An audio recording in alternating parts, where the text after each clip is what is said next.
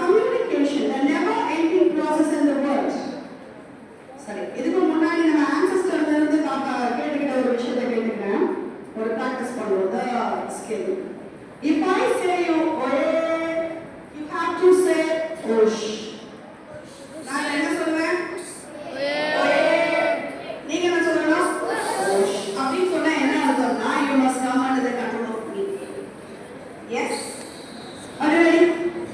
Yes, we have copied this from our ancestors. Our ancestors were communication in the, and also we are still practicing two kind of activities yet now. Oye, oye.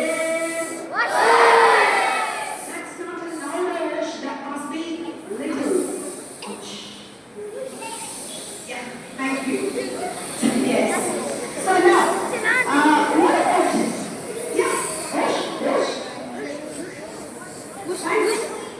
Thanks for the input. I love the class. எனக்கு class அப்படியே கொஞ்சம் சேட்டையா இருந்தா பிடிக்கதான் செய்யும். அதுக்காக ரொம்ப பண்ணிடாதீங்க. அப்புறம் father எல்லாரும் திட்ட ஆரம்பிச்சு. Okay, let us go for the